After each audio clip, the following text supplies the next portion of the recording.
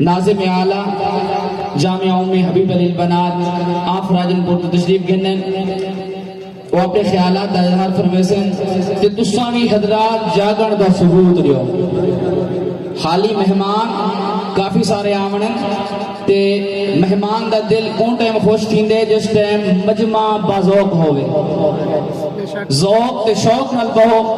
اللہ دا قرآن پڑھیا ویندے محبوب دا فرمان پڑھیا ویندے سبحان اللہ دی داد رہنی ہے مہمانے دی تھکاوٹ اس ٹائم دور تھے جس ٹائم مجمع دے وچوں سبحان اللہ دی آواز ہے سبحان اللہ حضرت مولانا مفتی شفیق الرحمان صاحب دامت برکاتہ العالیہ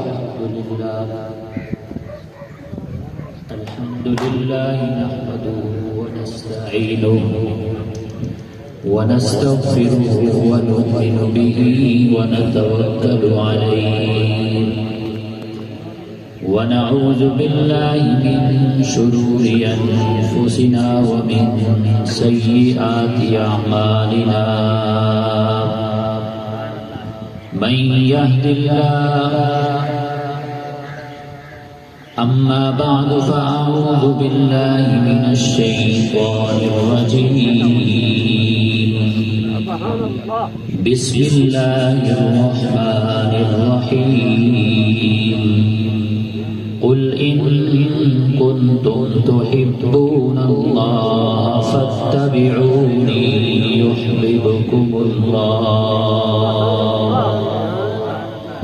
قال النبي صلى الله عليه وسلم خيركم من تعلم القرآن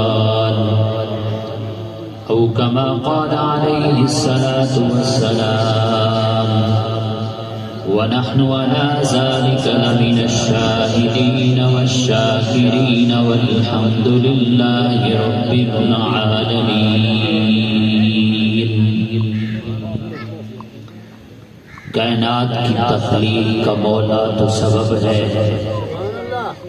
کائنات کی تخلیق کا مولا تو سبب ہے اسلام کا مفہوم تیرے در کا ادب ہے والفجر کا مطلب تیرے چہرے کی تلاوت واللیل تو مولا تیری زلفوں کا لقب ہے وہ معزز تھے زمانے میں عامل قرآن ہو کر وہ معزز تھے عامل قرآن ہو کر ہم ذلیل و خوار ہوئے تارک قرآن ہو کر واجب الاحترام دوستوں بزرگوں بھائیوں آج کا یہ عظیم الشان پروگرام عظمت قرآن کے حوالے سے ہے حضرت قاری آصف صاحب کی پرخلوص دعوت پر آپ لوگوں کی زیارت کا شرف حاصل ہوا ادارے کے محتمم حضرت مولانا قاری عبدالغفور صاحب دامت برکاتہ اللہ تبارک و تعالی سے دعا ہے اللہ تبارک و تعالی اس ادارے کو دن دگنی ترقی نصیب فرمائے ہر آدمی کا یہ مزاج ہوتا ہے کہ جب کوئی چیز دیکھتا ہے تو اس چیز کو پرکھتا ہے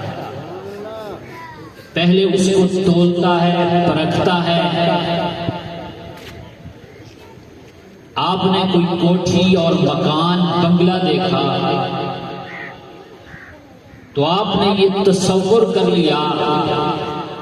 کہ یار یہ اتنا بڑا بنگلہ اور کوٹھی ہے یہ مفت میں نہیں بنا بلکہ اس کے پیچھے پیسہ ہے کسی گاڑی والے کو دیکھا سردار کو دیکھا آپ نے پرکھ لیا یار اس کے پاس بڑا پیسہ ہے کسی ڈاکٹر کو دیکھا اس کی دکان دیکھی تو آپ نے سمجھ لیا کہ اس کے پیچھے بہت بڑا پیسہ خرچ ہوا ہے اتنی بڑی گاڑی، اتنی بڑی کوٹھی دیکھ کر آپ نے یہ تصور کر لیا کہ اس کے پیچھے پیسہ ہے، میں قربان جاؤں، ان ہاتھوں پر بھی ان کے پیچھے ایک محنت ہے جو ساری رات جاگ جاگ کر انہوں نے اپنے قرآن کو سینے سے لگایا ہے، یہ ان کے پیچھے محنت ہے۔ بنگلے اور کوٹھی کے پیچھے تو پیسہ ہے، لیکن ان حافظوں کے سینوں میں جو پورا قرآن کریم انہوں نے حفظ کیا ہے، دل میں اتارا ہے، دماغ پر اس کو بٹھایا ہے، اس کے پیچھے قاری یاسر صاحب کی محنت ہے اور ان کا راتوں کو جاگنے کی محنت ہے، یہ ان کے پیچھے محنت بولتی ہے۔ صاحب قرآن جلسے کا عنوان بھی عظمت قرآن ہے۔ میں نے حدیث مبارکہ پڑھی، خیرکم من تعلم القرآن وعلمہ، کہ بہترین وہ شخص ہے جو قرآن کو پڑھے اور آگے پڑھائے، یہ بہترین شخص ہے۔ بخاری کی دوسری روایت ہے، حضرت امیر معاویہ رضی اللہ عنہ روایت کرنا کہ حضور اکرم صلی اللہ علیہ وسلم کا ارشاد گرامی ہے، ہم تو سمجھدار اس آدمی کو سمجھتے ہیں جس کے پاس سمجھداری، عقل مندی ہو، پیسہ ہو، دولت ہو، جاگیر ہو، اچھے اچھے کپڑے پہنتا ہو، اچھی اچھی گاڑی رکھتا ہو،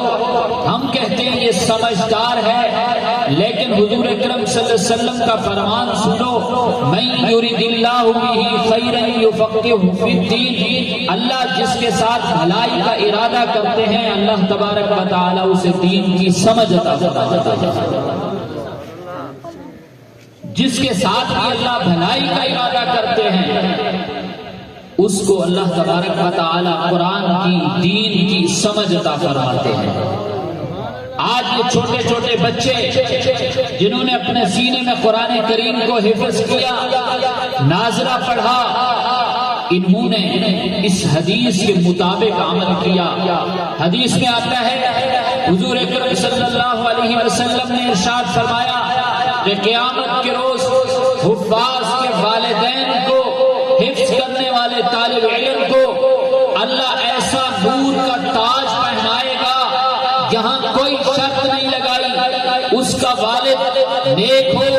یا گناہگار ہو، اس کا والد بزرگ ہو یا نوجوان ہو، اس کا والد عالم ہو یا قاری ہو، نہیں، کوئی شرط نہیں لگائی۔ فرمایا جس کا بیٹا دنیا میں حافظ قرآن ہے، رب اس کو قیامت کے دن ایسا تاج پہنائے گا کہ اس سورج سے بھی زیادہ اس کی چمک چمک۔ یہ تو اس کے والدین کا شان ہے۔ خود جس نے قرآن کریم کو اپنے دل میں سما لیا ہے، بٹھا لیا ہے، اس کا کیا مقام ہوگا؟ یہ ذرا تصور کیجئے کہ اس کا کیا مقام ہوگا۔ اسی لیے اپنے بچوں کو قرآن کریم کا حافظ بناؤ، قاری بناؤ۔ آج یہاں جتنے جمع ہیں، میں دو آدمی، ایک آدمی کھڑا ہو جائے جو کہے کہ میں اپنے بیٹے کو حافظ قرآن بناؤں گا، ایک آدمی وعدہ کرے، ایک آدمی۔ دیکھو میں نے ایک مانگا ہے، دو تین آ گئے، اللہ برکت عطا فرمائے۔ ایک آدمی کھڑا ہو جائے میری شفاعت کے لیے، اس مدرسے کی ترقی کے لیے، اس مدرسے کی کامیابی کے لیے، کہ میں آج کے بعد داڑھی نہیں کٹواؤں گا۔ ایک آدمی وعدہ کرے کہ آج کے بعد میں اپنی داڑھی پر مسئلہ نہیں کٹواؤں گا۔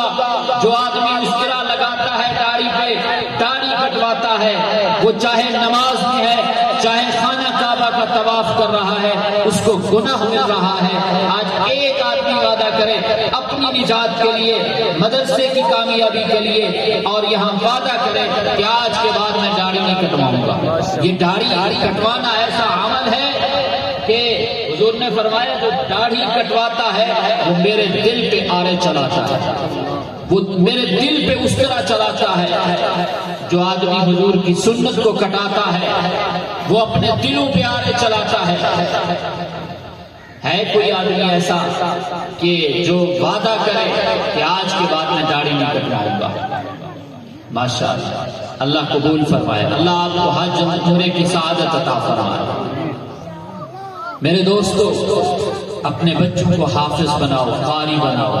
آج دیکھو ہر جگہ سکول قائم ہے، یونیورسٹی ہے، کالج ہے، 4 بیٹے ہیں تو کوئی ڈاکٹر ہے، کوئی انجینئر ہے، کوئی